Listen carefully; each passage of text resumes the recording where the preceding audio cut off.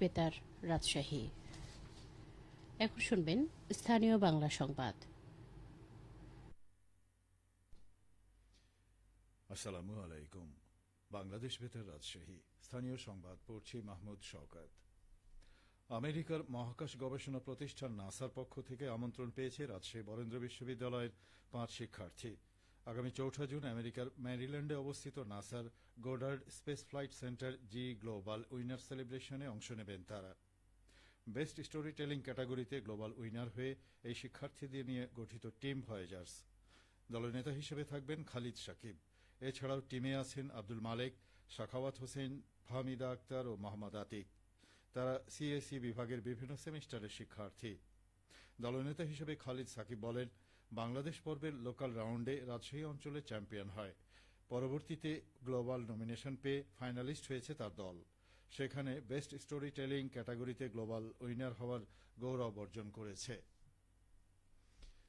নওগাঁয় সড়ক দুর্ঘটনায় নিহত 5 ব্যক্তির পরিবারকে সরকারিভাবে আর্থিক সহায়তা প্রদান করা হয়েছে।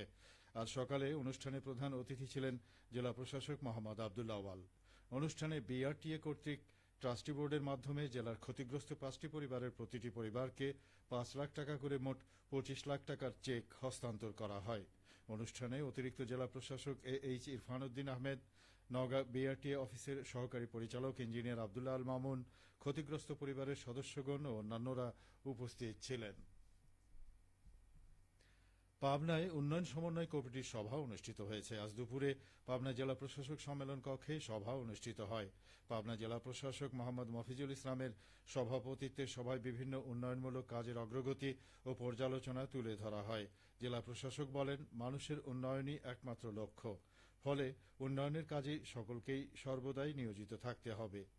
কোনো সুবিধাবাদী যেন উন্নয়ন বাধাগ্রস্ত এবং বিতর্কিত করতে না পারে সেই দিকে লক্ষ্য রাখতে হবে।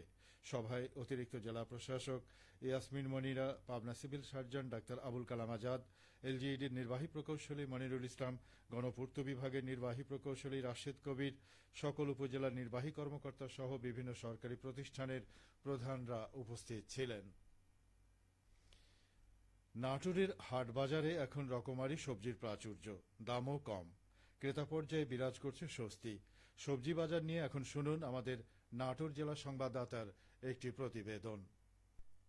নাটোরের হাটবাজারে এখন রকমারি সবজির প্রাচুর্য, দামও কম।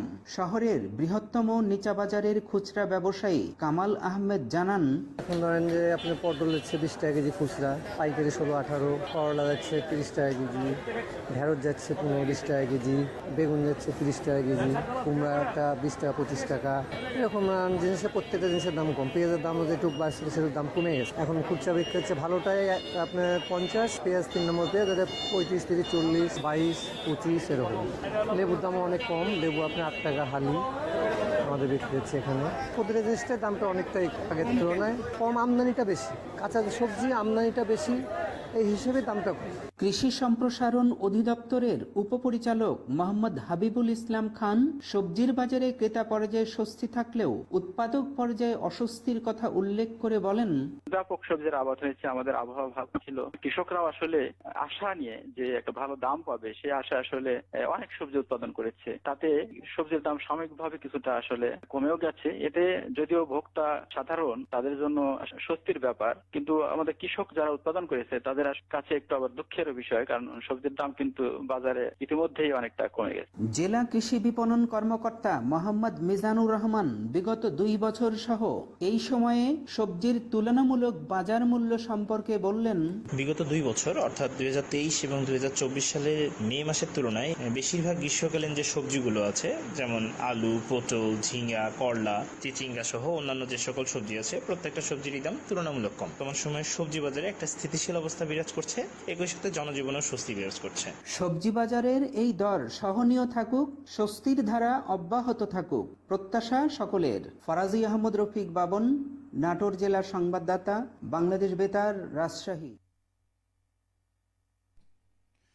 যমুনার চরাঞ্চল অধ্যুষিত সিরাজগঞ্জের কাজীপুর উপজেলার 6টি ইউনিয়নের সমন্বয়ে যমুনা নামে নতুন উপজেলা গঠনের দাবিতে মানববন্ধন কর্মসূচি পালিত হয়েছে। মানববন্ধন শেষে জেলা প্রশাসকের মাধ্যমে প্রধান উপদেষ্টা বরাবর স্মারকলিপি প্রদান করা হয়। আজ সকালে কালেক্টরেট চত্বরে জেলার কাজীপুর উপজেলার নাটুয়ারপাড়া, তেকানি, খাসরাজবাড়ি, নিশ্চিন্তপুর, চরগিরিশ ও মনসুরনগর ইউনিয়নবাসীর উদ্যোগে এই কর্মসূচি পালিত হয়।